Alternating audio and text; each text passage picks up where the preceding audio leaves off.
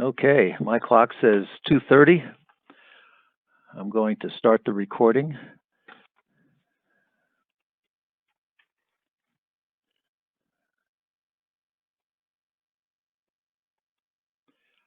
Hi, everyone. This is Mike Leahy. We're having our annual Planning and Conducting a Successful Macola Physical Inventory webinar, and we can all shake hands over the phone. I am in Cincinnati, Ohio. We're having a great kind of balmy weather. We don't really get that cold. Ann Hayner lives in Omaha, Nebraska. I think she's already had a couple inches of snow, so she's well into the fall weather, the winterish weather. For those of you who may not be familiar with our company, this is just a little overview. We've been in business forever. I say that jokingly. I started the company. We have worked with Macola forever. We are also synergy experts. We specialize in working with manufacturers and distributors, and we are located in Cincinnati, Ohio. This is just a little bit of, what do we do best? What we do best is helping you make better use of your Macola software investment. And today we're going to talk about physical inventories. And I wanted to have a little humor in this today. This is a serious conversation, so we have to have some humor. So this is the typical enthusiasm for the annual physical inventory. So everybody's supposed to laugh or smile. People are upset. They're dreading this. They're looking for maybe they can get the virus just for a couple of days, so they don't have to show up for work. So, but in all jovialness aside, this is a serious process, and it's one that is part of a journey. It's the journey of just continuous improvement. And today we hope that what we show you will allow you to slightly improve or greatly improve your workflow. Okay, so what we're going to do today is we have the Macola software, we have the ES software up here, we have the progression software up here. I'm not really going to focus on the screens. I have a copy of the screens. I have a copy of the screens in your checklist. So we don't really need to go there. But just for those who may be starting with this in progression, you go to the inventory module, you go to processes, you go to inventory count, and these are all the things we're going to talk about today: progression, inventory, process, counts. And then for the reports, you go down to reports, and again, you go to inventory counts, and then these are all the reports. For those of you who are using Macola ES or Macola 10, you go to the bill of material and inventory module. Over on this far left, it says inventory counts. These are all what we're going to talk about today. And then when you go and want to look at a report, then you go to inventory and you go to inventory count, and here are all the reports. We also wanted to blend into this. For those of you who are using our Pulse dashboard and reporting software, we appreciate your support. For those of you who have heard about it or have an interest in it, we have developed a number of complementary reports that are more flexible and easier to use, and we'll show you those as well. I'm going to go back to so we will show those here. This is one of them. This is another one right here. So we'll come back to those a little bit as we go along. But what I want to try to do is to look at the PowerPoint that I developed. It has a copy of the screens in it. And we are recording this, so in a few days, if you go to YouTube, you'll be able to see everything that we talked about today. Okay, step by step, let's talk about how this whole process works and what you need to do to be successful. I can't emphasize enough how much planning and practice will pay off. And it's an extra, like yesterday, in 2 hours, we went through, Ben Kirk and I went through an entire process in a test company for a customer of ours, and it brought up all kinds of little things that they hadn't thought about or they weren't sure what to do. So it really paid off, just 2 hours of practice. But the planning needs to be to talk about how are you going to process this, who's going to do the counting, and so on. That's part of this. In dashboard, right away we're into dashboard. There's a report in dashboard that pinpoints large variances that you've had in the past. In other words, my philosophy is there's 10 or 20 or 30 items that year after year after year cause you the problems. And if you knew what those items were ahead of time, then you could pre-count them, double count them, triple count them. But the idea is that you can focus on that small number of parts, not 5 or 6 or 10,000, but just 20 or 30 that cause you the most. And in Dashboard, we have a report that pinpoints those. Okay. The next thing that happens is you create the Macola tag file, and now you're ready to start counting. You do your counting, and once the counting is over, then you start your, well, you really should start your variance analysis almost immediately. So I'll give you an example. Let's say that you have 100 on hand. So the frozen quantity says 100, and somebody comes back and they count 15. You say, whoops. You either had this in another location or you counted another item, but there's no way that this could be accurate. So immediately, you don't have to wait till the end of the day or the end of the shift or the next day to do the recount. You can send somebody out immediately on your recount team to say, Mary, Bill, what happened here? You only counted 15, and you handle that immediately. So that's all part of the counting and recounting. The variance analysis reports are in there. In Dashboard, we have a real-time variance report. So the idea is, let's say that you're in the operations area, and typically somebody from the accounting area will be coming in and saying, what's the current variance? What's the current variance? So if the current variance is like $2 million, it's like, no, it can't be that. You better go out and recount and put more work into this. So if you know ahead of time, as at every moment, what the variance is, real time and Dashboard, then that will allow you to know if things are going well or not. Okay, we've talked about variance reports, we've talked about recounting. And then the other one is, did everything get counted? Because after you post the tags, there's no, oh, I forgot this item, let me slip it in. It's over. Everything's over. So the idea is that you need to know about the items that didn't get counted. And we have a nice report in Dashboard that shows you that. There's a Macola report as well. And at that point, then you post the tags and you're done. So this is the step-by-step that we have. Just a little bit of background. I have actually conducted by myself physical inventories. I'll tell you my claim to fame. We had a customer, they hired 20 temps to do the inventory. It was well, the person who was the manager came back on a cruise the day before and was sick. Got sick on the cruise. This was long before coronavirus. And she did not show up for the inventory. This was before cell phones and everything. So here we were, 20 temps, me, and no manager. She did not show up. Now, she left a message for somebody, but that person didn't get it until the day was over. So here we are. Anyway, that was my first physical inventory that I conducted by myself as the manager, and it was very successful. So it gave me, if I can do it, then everybody else can. So that was a little bit of background of me. Okay, let's talk about preparation. We talked a little bit before, practice is so important. Are you going to use tags for your counting, or are you going to have counting worksheets? We'll talk a little bit more about that. A lot of times, if you're not thinking about this or practicing ahead of time, you will start encountering locking messages. You know, person A is locking out person B, keying in tags, and there's easy ways to avoid that.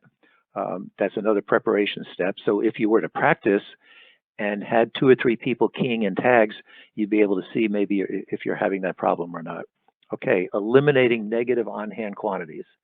The way that these physical inventories work is they take the frozen quantity, that's a bad name, but it's the quantity on hand at this moment. So let's say it's 100. Or let's say that it's a negative 100. And then you count the items. So let's say you count, typically the way it's going to work is you have 100 on hand, you count 105. That means the difference between that is 5. And then what Macola is going to do is going to add 5 to the on-hand quantity. So if you start off with the item being negative, so you go from a negative 100 do a positive 100, well then Macola is going to add 200 to that. And anyway, you cannot have negative on-hand quantities. They just need to be set to 0. They need to be, a transaction needs to be keyed into Macola. You can't go in to change it in the item location file. In rare instances, will there be any items that legitimately have a zero cost? So in dashboard, and that's what this is showing down below here, items with no cost, items with a negative on-hand inventory or negative on-hand quantity. And in dashboard, we even have a little warning message here, items that did not get counted in the last physical inventory. And you would say, oh no, how can that happen? I thought we had a really good complete inventory. You know, we did have some parts off on the corner. We don't know what those were about. So this is part of what you get with dashboard. I don't have good data on the right side here. I don't have any data, but this report, this is the report that allows you to go back 2 or 3 years and say, give me everything that had greater than a 99% variance. Give me everything either in dollar variance, and that's what the report is for you to pre-count, double count, or triple count. Another preparation step is ensuring that you have a clean cutoff. You can't have Mary or Bill in receiving be slipping in receiving quantities in the middle of the day that you're counting, you know, just because they forgot to key them in earlier. So you have to ensure a clean cutoff and then make sure that people are not keying in stuff or posting transactions during the day. Okay, that's preparation. Freeze the inventory. Now what I've done here, this report on the left this is the Macola progression screen. Actually, these are backwards. This is the Macola progression screen. This is the Macola ES screen. So this allows you to see the screen that maybe you're more familiar with. Okay, freezing the inventory. First of all, it's not freezing the inventory. And second of all, to make it even more confusing, there are 2 places in Macola where there are frozen costs and frozen quantities. One is in the item location file, and the other is in the tag file. Well, the reason I have you do this step, you can't get to the frozen quantities in the tag file, but you can here. This is, you freeze the inventory and then you can run the frozen stock status report. So you may say to yourself, well, I've never done that before, but this allows you to compare. This is the before and after concept. The frozen stock status report at the beginning of the inventory and the frozen stock status report at the end of the inventory.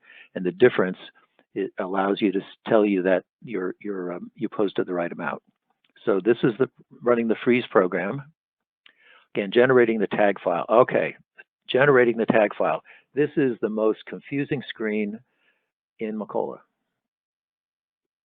And in your checklist handout, it covers an entire page of warnings.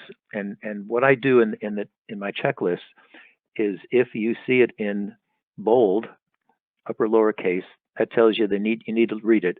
If you see something that's bold and it's all caps, that means that this is a problem. This is a problem area. If you see it all caps and bold and highlighted in yellow, that means that a lot of people before you have made a mistake in that area, and you need to slow down and work on it. I'm not going to go into all of the options that are here, but I can say a few things. We do not want to exclude 0 on-hand quantities. We do not want to exclude negative on-hand quantities. So this should say neither and neither. This is kind of a slight error here. And typically, you are going to use the frozen quantity. If you don't check this box, what will happen is Macola won't have a reference point, and it will just set whatever you count will be what that's going to be the new inventory, and there won't be any adjustment. There won't be any transaction that shows you this. Now remember, the tag file and these adjustments are all in the inventory transaction file. So it's very important as you're researching an item. Why is this item going negative? What did I count in the last inventory? What was the adjustment? And that's all in the inventory transaction file. So we're generating the tag file.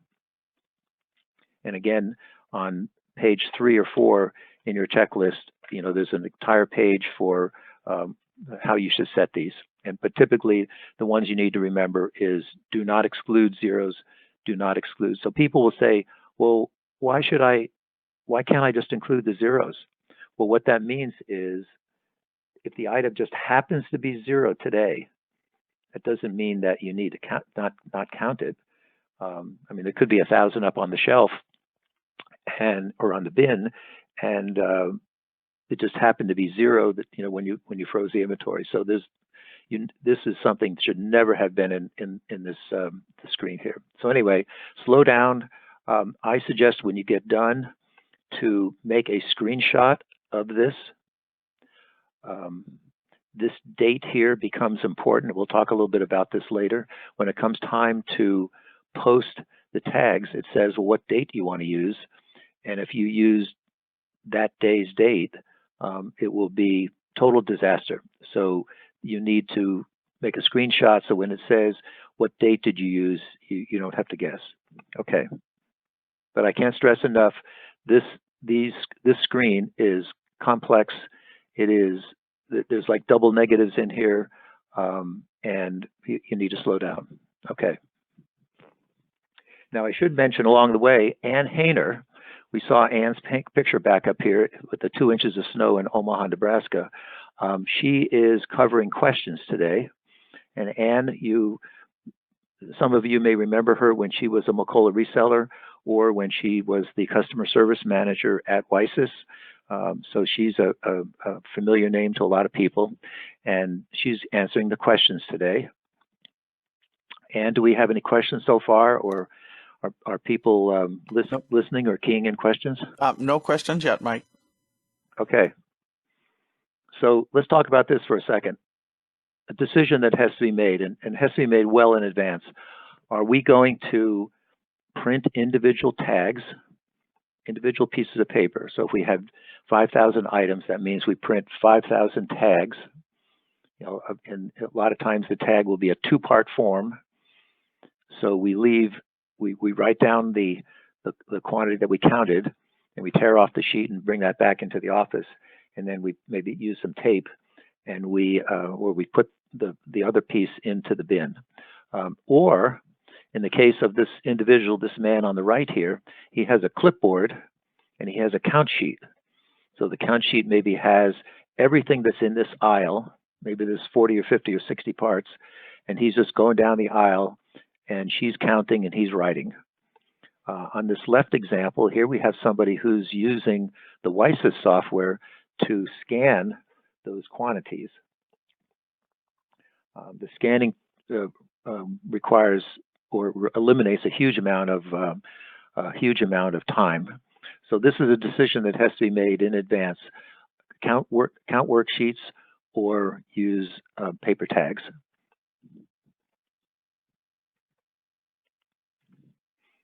Okay. So now several hours have gone by, and we're starting to key in, or we should be immediately keying in our tags. A lot of people have had file locking problems in the past, because what happens is you put in the batch ID, you put in the tag number, it displays the item, it automatically brings you down to the quantity counted, and that's 0, and then you just type in the number and you press enter, and then it takes you to the next tag. In this case, it would be tag number 88. Well, let's say that you decide to go out and take a break for a while, and you're leaving your machine on tag number 88.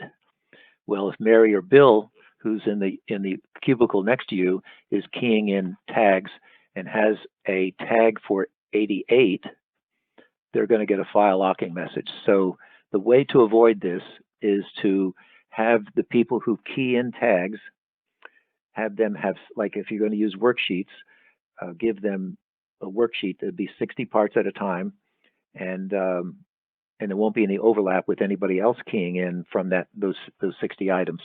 If you're not using that, if you're not using worksheets, then if you go out on a smoke break or you just take a rest, press escape from your screen, which would mean that you do not have 87 or 88 locked, and that will eliminate the locking errors. So the locking errors have given Macola a little bit of a bad name. People say, well, I can't have 10 people or 5 people keying in at one time, and you definitely can, but you have to know what the rules are. And the basic rule is don't be leaving your machine idle, your computer idle, with a tag number up there. Okay, so now we're all done. What we might use, and I'm going to go into the Pulse dashboard software. We have 2 reports here that might be helpful. One is just, these are the raw tags, and this is telling you your frozen quantity, your counted quantity, your variance quantity, and the variance dollars. So in this case here, it's at the beginning of the day. You know, I have a $20 million inventory, and my variance is 20 million. We're trying to shoot for maybe 100 or 200,000 at the end of the day. So the idea is that this is real time. You double click here, and this now has updated itself. You're double clicking on this blue bar, and this is now real time based on what's being keyed in. If you're using Weiss's scan guns, this is really exciting because this literally is changing. Every time you're refreshing, this is changing, and you see the excitement of what's happening, and you're hopefully getting down to a low number. This report is designed to be able to see the tags. Okay, and I look over here and I see a variance that I don't like. So I just simply click on the item number, and then at the bottom, it tells me one or more tags. Like, let's say in this case, we generated extra tags. That's a topic that I kind of glossed over before. Extra tags are where you may have an item stored in multiple locations in the warehouse. Maybe you have a primary bin racking system, and then you have an overflow area. So you need to have a separate tag for the overflow area, and that's what when you generate the extra tags. One tip, you cannot have too many extra tags. You can have not enough. So when in doubt, add another 0. Don't just add 20 extra tags or 200 extra tags. Add 2,000 or 1,000. They don't hurt anything. But what this is doing is this is saying, I have a problem here. I don't like this variance. I look down here and I see the tag number, and I see whatever information, and then I can go out and request a recount. So if I saw multiple locations here, multiple tags, that would tell me that maybe I'm looking at my overflow area as well. So again, we're just clicking here. This is using what's called the Advanced Screen Designer. There's 2 separate screens. This report that we looked at a minute ago, this is just all of the, well, in this case, they have 2. They have a Los Angeles and a Cincinnati going on at the same time. But I could just filter this out and just look at Cincinnati by itself, and this would be its a variance. Okay, let's go back to our screen here. Okay, when we get all done and we're ready to post or ready to do the pre-post, there's a common error message that comes up, and it says, not all tags counted. Not all tags counted. And you'll say, whoop, what does that mean? I counted everything. Well, what it means is that you may have extra tags that did not get used. So there's this button right here says count extra tags, and you have to print that, you have to press that button.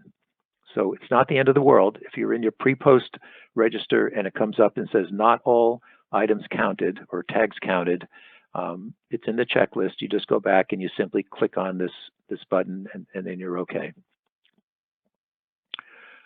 But again, my philosophy is that you do not wait till the end of the day, or I believe you should not wait until the end of the day. Don't wait until the end of the shift to start your recounting. Another suggestion that I had from working with a customer, I worked with them on their inventory, I think, for 20 years in a row. And when they first started this, it was like a race. Like if you were one of the associates and you finished your area, you got to go home. Well, imagine what happened. By 2 o'clock, everyone was home, and they hadn't started recounting. And when they did the recounting, then Bill and Mary and Fred weren't there anymore to say, what happened? Where's this inventory that you didn't count?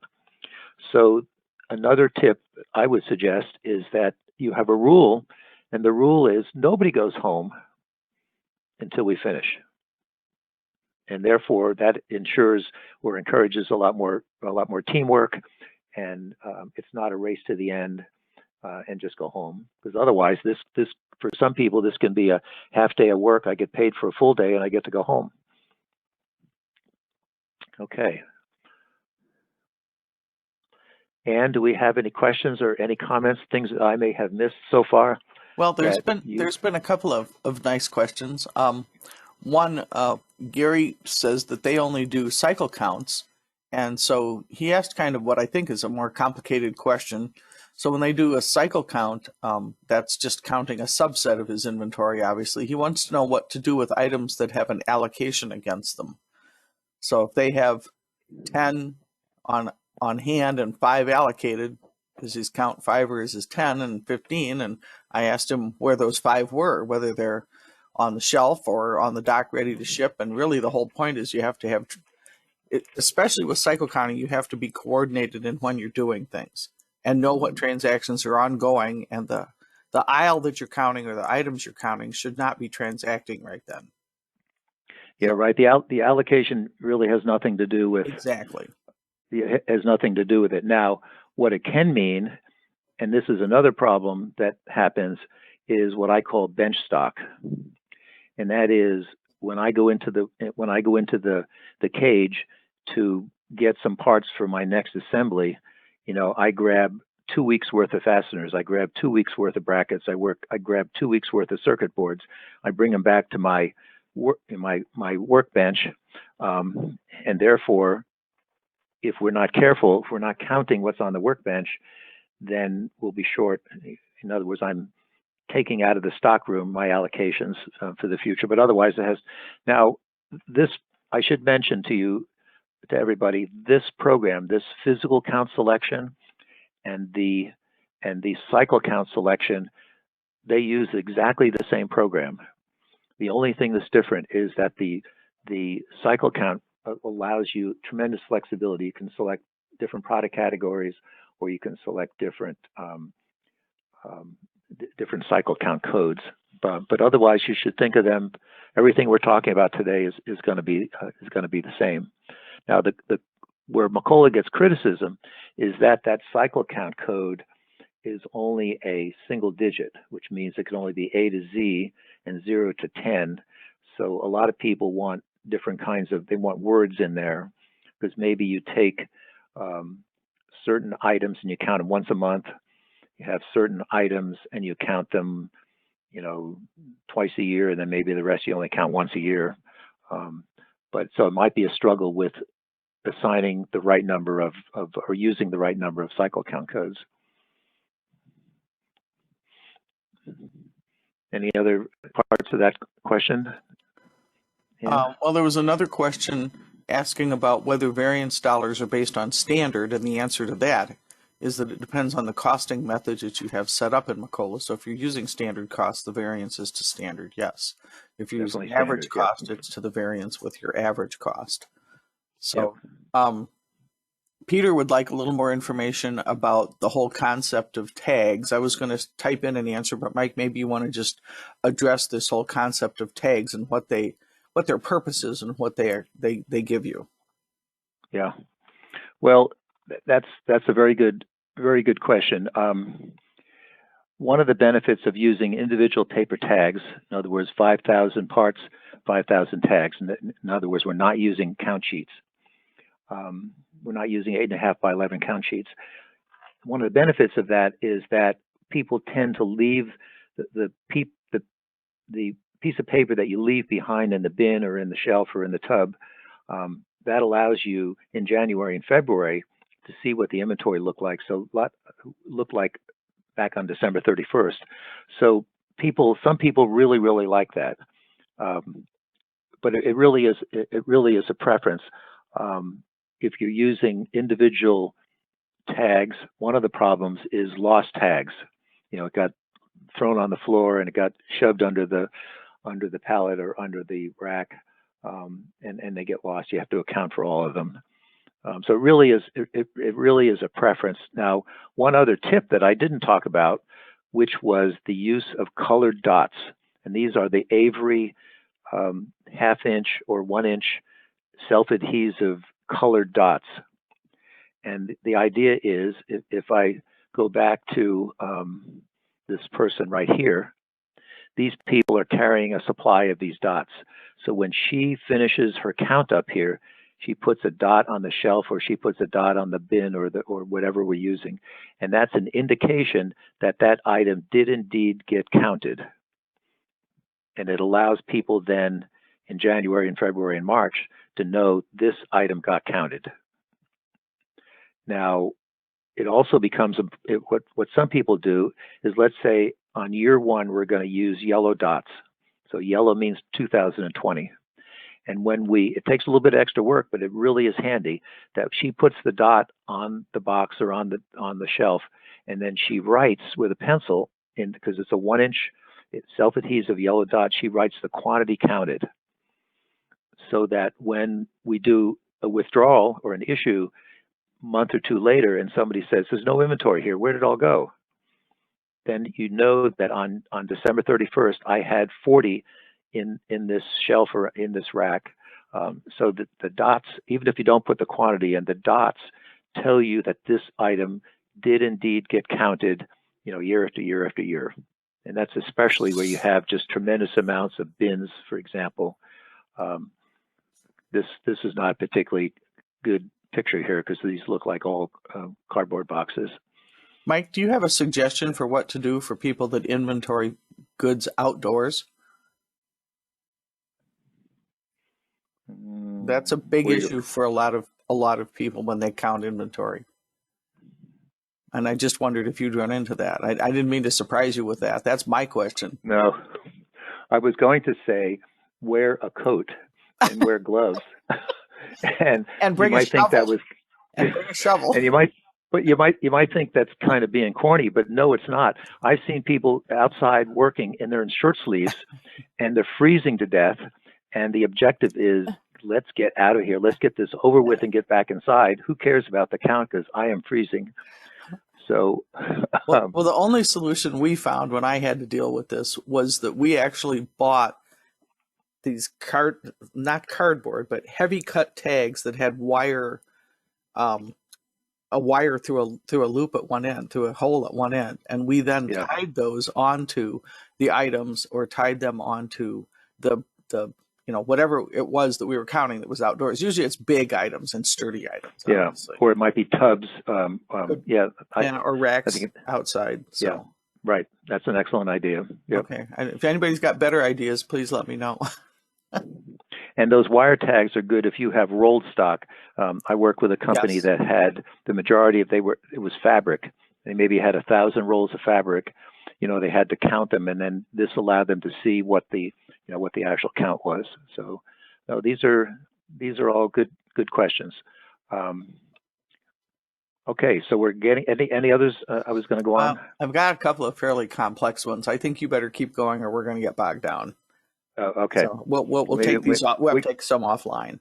Yeah, maybe we can come back to those. Okay. So again, we're getting ready to print our pre-post register, and it comes up and it says not all items counted, and you remember me saying you have to go back and in your checklist this is circled, so there's an actual step to remind you of that. Okay. So this is we've talked about this a little bit, reconciling your counted quantities.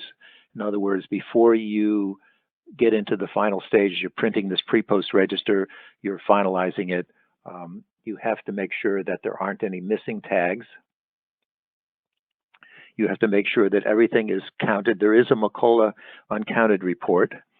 And then if we look back here, this is our items not counted report.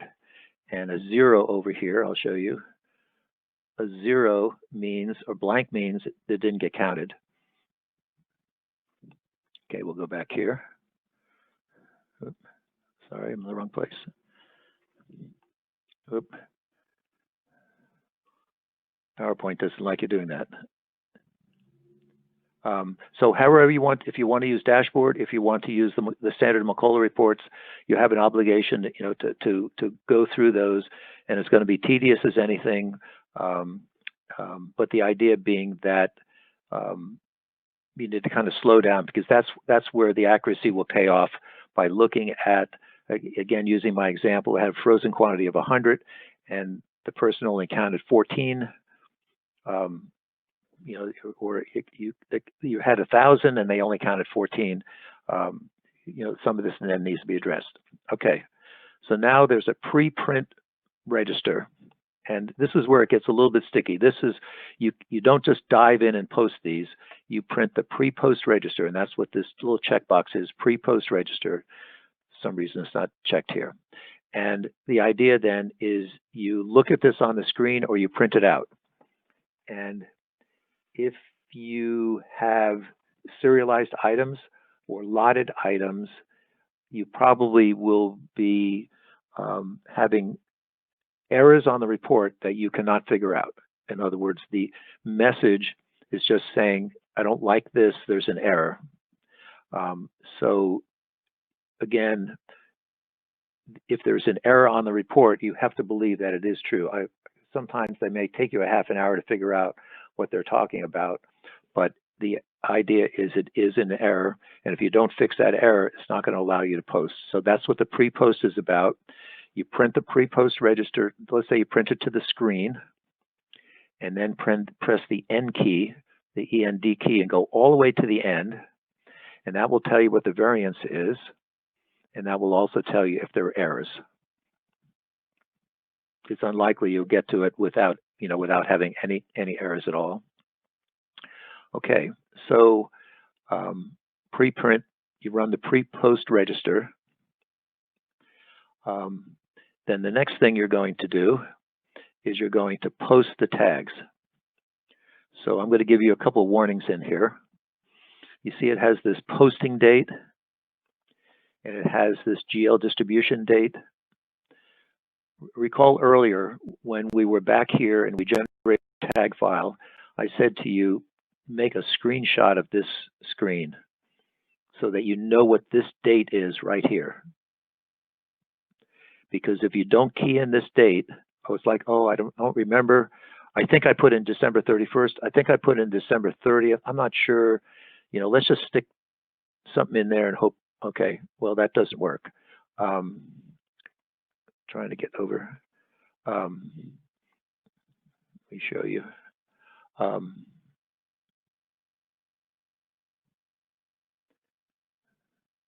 keep getting thrown out of the full screen mode here.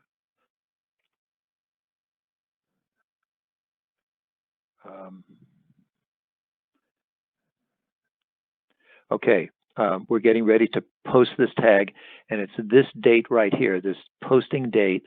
This has to be the same date as you froze the inventory. So you might say, oh, why? Well, I had this one customer one time, and they did not know, the materials manager got stuck with doing the posting, and he was not the one that generated the tag file. He wasn't sure, so he put in like January 4th. And what happened was it destroyed that variance between the frozen quantity and the counted quantity. It destroyed all of those. It actually made it, because it reset the frozen quantity back to the 4th, and it was a total disaster. So it could have easily been avoided. So again, that's why you're making a screenshot, printing it out, having it ready. So when you get here and you follow my checklist and it says posting date, make this the same as so on. If this account comes out blank, it has to have an account number to charge this to, and it's not. It typically, well, it either is to a variance account or it is to the actual inventory account. Mike, Manuel's got a good question here, and I don't know how to answer it. sometimes when you run the pre-post report, just before you're ready to think you're ready to post, it tells you that there are errors found, but it doesn't really give you a good indication of what those errors are. Do you have suggestions for that, or have you seen common reasons for that error to appear? Well, that's what I was sort of indicating before, that you'll see that, and you have to go through the pre-post register, and there, regardless of how cryptic the error message may be, it is legitimate, and it will not allow you to post until you get around that.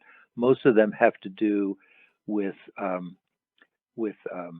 lot numbers or serial numbers that are invalid. Okay. I was just going to ask, are you going to take that whole topic up of lot and serial? Because that has a huge impact for people that have those. Is that part of what's coming? It really was back here with manually key in or scan. You know, when you're keying in,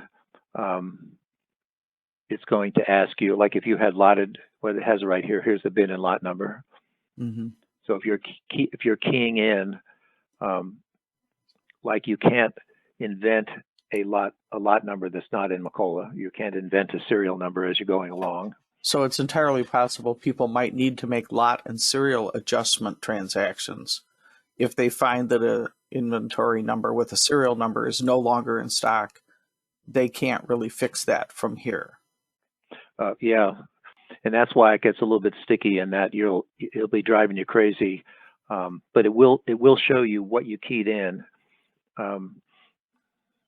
Unless there was a specific, I don't have a really good answer, except that you have to trust the system at that point and slow down, breathe deeply, and don't get frustrated. You know, because here it is, everybody's looking over your shoulder wanting you to post this thing, and you get this crazy error message, and you're frustrated. The natural feeling will be to be frustrated.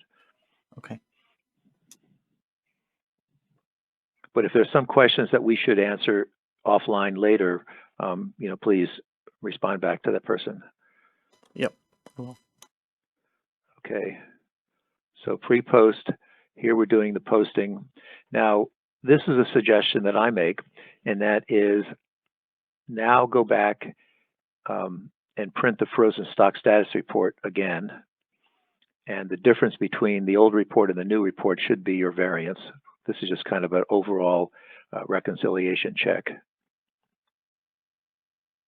Because this is a dynamic that happens out of these, is that physical inventory gets blamed, or the lack of accuracy gets blamed for months afterwards. You know, our inventory is messed up because they didn't count it right.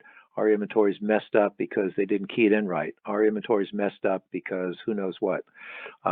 So it's important to know that if there was an adjustment, it got posted properly, and so on, and then be able to have a report to know what was the inventory on hand on the end of December, so that on February 4th, when somebody comes in belly aching about, oh, the inventory is all screwed up, you know, we can't find anything, you'll be able to know exactly what was on hand back at the end of the year. So just a little way of kind of protecting yourself. So I think that's like step. It's like step 13 or 14 on mine. Mike, what about items where I have the same item stored in multiple places? So I have potentially multiple people counting the same item number. Well, if you use different tags, and that's where your extra tags come in. They really should be counted with extra, you know, with individual extra tags. A mistake that can be made is that you didn't have enough extra tags, and now you're manually adding two tags together, or two counts together. So if you are keying them in, like we just go back here, this is where you go. So you're going to have a tag, which will be, Macola knows that it's an extra tag, and it'll show as an extra tag. So on the register, it'll show like two or three instances of counting. Because an extra tag does not have an item number associated with it. That's correct. Mm-hmm. So you're having to key in the item number for that, And this is an area where if people don't write down the item number accurately, Macola will say item not on file and cause another confusion. Which is another reason to give people a pre-printed tag or list or something to work off of, so that you're not counting on chicken scratch item numbers. That's exactly right. Exactly right. Okay. So let's talk about some things that can happen. I covered the first one. You posted the tags with the incorrect posting date. And that mistake is probably the most demoralizing error that you can possibly make, because it would be that one hitting the enter key destroyed all the work, invalidated all the work that the whole team made for the prior several days. Not counting all items, that's another problem, and that's why you can use the Macola report, or you can go back to our dashboard report, which these items didn't get counted. That's what this is: physical inventory variances and items not counted. So you'd be looking here to see what the difference is, and then you could filter out all the ones, and that would tell you all the items that didn't get counted.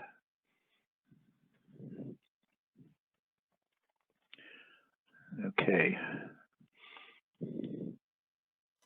Manuel also suggests that you always make a full backup prior to posting. Just in case. Just in case. That's very important. I should mention also that in the preparation, you cannot create the batch on the morning of the inventory. It's too risky. Sometimes it takes forever, because when you create the tag file, Macola behind the scenes is wanting to print tags. So even though you have 5,000 or 10,000 items, it might take 15 minutes to generate that. So if you mess up and delete it and have to start over again, you've now lost probably a half an hour. So the idea is to go in the night before and get all this started. Here's another error that happens is they found an item number that wasn't in Macola. And what do? Well, you can't do anything. You can't recover from that.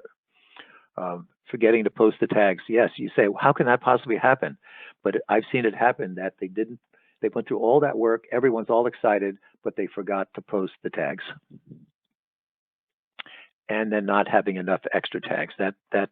That's really, really frustrating, because now you're having to add 2 counts together onto 1 tag. Let me get this back again here. Okay. Yeah. Well, I don't know why this is. So I have this great slide here. This is what a successful inventory looks like. So we went from people being afraid of this, and now they're celebrating. And but it does give you a good sense of satisfaction. Some of these slides are actually from our customers. These 2 are not.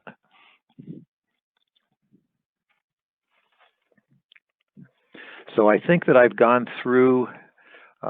Maybe it would be good to go one more time here in Macola ES. You go to Bill of Material and Inventory. Everything you need is right here in this lower left. And then all the reports are under this report section. And you go to Inventory Count, that section. If you're running progression, you're going to go to Inventory Module Processes, and you're going to hit the plus sign on Inventory Account, and then here will be everything you need. And then if you go down to the reports under Inventory Count, then the reports will all be here. Mike, Scott's got a question about this ability to use frozen quantities in calculations. And he's asking if you're using a cycle count function when calculating the quantity adjustment, does it take into account all the transactions recorded during the day when the tags were, when you've basically frozen your inventory? No, it doesn't. And that is the challenge and the most frustrating part of doing cycle counts. Yeah, cycle counts are almost like you have a team that comes in at midnight or comes in during a break and scurries around. There's no transactions that are occurring. There's no receiving. There's no nothing. But otherwise, yes, you have to do it in a way that bypasses any kind of inventory movement that might be occurring. I've worked with a company that basically counted an aisle or a row in an aisle, or a level of shelf in an aisle, and they flagged it with a big piece of colored tape at the end that it was being counted right then, and were not to enter, to pull inventory or put inventory in there. So anything you can give people visually to tell them that we're counting right now, so you can't be over here, really. Yep. So we talked about a lot today, and there's all kinds of war stories that we can tell. I can tell you this one story, that this was a company. They were about $10 million in sales, $15 million in sales, and at the end of the year, they were really doing well. The owners were all, celebrating and feeling good, and their egos were all going. And then they took their physical inventory, and in one day, they wiped out the entire profit for the company for the whole entire year.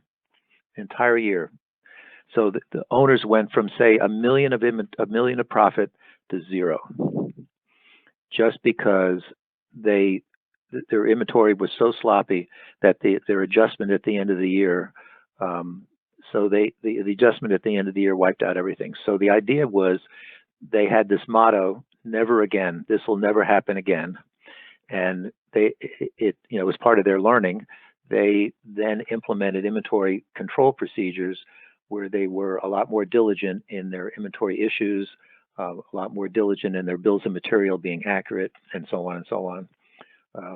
So this is you can be a hero or a bum, depending on what happens. So this is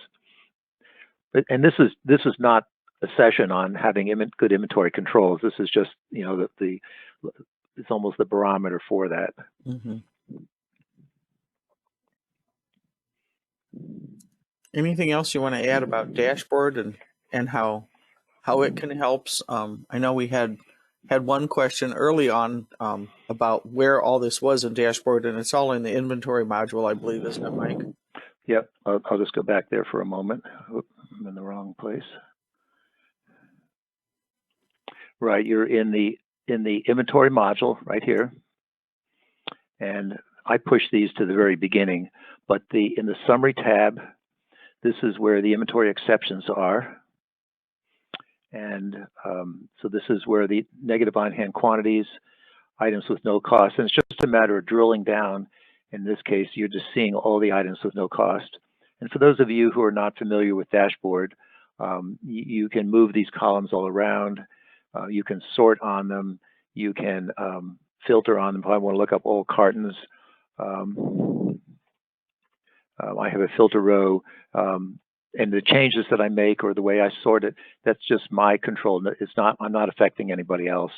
And if you're wanting to add fields, then we have what we call the column chooser. All the fields in Macola have been converted to business English, no cryptic names. And you, as the user, you can add any field that you want to that has anything to do with inventory or so on. For those of you who are technical, this concept of linking, how do I link this file to this? That all goes away. We take care of all that in the background. So it's you as the user. I want to add the locations. So I just look up LOC, or I type in location, and it brings it in. So that's what these are. And then in this physical inventory count, this is really two reports. This one is just a simple list of all of the tags and then currently where we are. I've added a total here to the tag variance dollar. This report here is using our advanced screen designer. It's linking two reports together. It's linking the tag file detail with the frozen quantities up here, and it's allowing you to click on an item if you don't like what you're seeing and see how many tags were there. If you're using the WISA software, then it brings in the name of the individual who did the scan. So that way you can focus on, and if you're using WISA, another benefit then is that you can start doing an analysis of Mary versus Bill versus Fred versus Jane in terms of, you know, who are the people that you don't want next year, or people that need more coaching on accuracy, or people that you don't want to be helping with counting. So you can do all kinds of analysis with this. Go ahead. So Mike, let's take this one more step. So we get to the end of the year, we have a lot of adjustments in inventory. We're not very happy with ourselves. So how do we get ahead of it for next year? What kind of things can we put in place so that next year everybody's in the happy inventory count group? Well, it really starts with it's a lot of it is timeliness of timeliness of keying stuff in, timeliness of receiving not just the item on the dock, but keying it into Macola, the timeliness of backflushing, the timeliness of posting invoices on products going out the door. A day's work in a day's time. That's right. I mean, those are the basics. I mean, we have a webinar that we've had in the past. We have a process called Inventory Pro to help companies improve their accuracy of their inventory. But I can be honest with you and tell you that it all starts at the top. That the owners or the president or the vice president of operations, whatever, it has to start with that person. They have to be committed to the journey, and it's a journey of it never ends. It's a journey of continuous improvement. I think if you're really serious about good quality inventory and very accurate inventory, you almost have to implement bins in Macola, because then you cannot go negative, and it forces discipline. So that'd be my personal recommendation. That you just really have to implement bins in Macola. And then that's a very good point. And then we have this report here in dashboard. This is looking at the inventory transaction file, and I'm going to look at all transactions over a period of a certain date, and then I'm going to look at it where the resulting transaction went negative. So in other words, if I just have a once in a while item that goes negative, I'm not too concerned with that. Now this is looking through the entire file. Okay. So for example here, you know, this is a one item, or one-off went negative. We're not going to worry about that. But here, within a period of 20 days, this item went negative 5 times. So this is where you want to be putting your energy on. So another report in dashboard to show you the trends here that you can focus on. Because in all likelihood, there's either a bill of material problem or someone is shipping item A and invoicing item B. That happens with similar items. Yeah. Or they're invoicing the item before they finish the production order, or they're not issuing the parts. They're doing manual issues and not issuing the parts until after the production order has been completed. Yeah. And then we have a white paper that we've developed called basically how to improve the integrity of your inventory. And the byline is, 17 ways to mess up your inventory.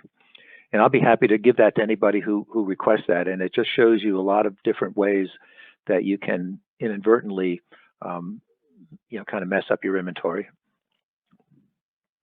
And that's a lot of that is the inventory that's in the general ledger, the general ledger reconciliation to the stock status report. Yeah, cycle counting is really another key. Yeah. Getting a good cycle count program in place, and that takes a lot of work. Yeah. But it's possible to achieve very high degree of inventory accuracy with a good cycle count program that's running constantly. So what we're planning to do for those who have attended today and are using the Pulse dashboard software, we're going to email you these two reports that we looked at. And if you want to get first in line, just send us a quick email and request those. And they just import very, very easily. You just go up here and you click here and you say load from file, and it just brings it in automatically. And for those who may be interested in learning more about this, we do have typically once per month, we have a Pulse dashboard overview session. We have a 7-minute video on YouTube on this, but for all intents and purposes, we have replaced every report in Macola except for the posting journals. And a whole lot more. And a whole lot more. Inventory aging, not in Macola. Purchase order aging, not in Macola. Just inventory turns, just a lot of things that, not everybody does inventory turns, but when the boss comes in and says, we ought to be doing inventory turns, you'll have that available at your fingertips. Lots to think about. Thanks, Mike. That's good. You're welcome. So hopefully this will be you or you right here, and we'll have a successful inventory. And if we can help any of you, please give us a call. And thanks for joining us today and giving up an hour of your sunny winter day, unless you're in Florida. Okay. Very good. Thanks, everyone. Enjoy your holidays. Stay safe. Stay healthy. And we'll see you next year. Yep. Okay. Bye-bye.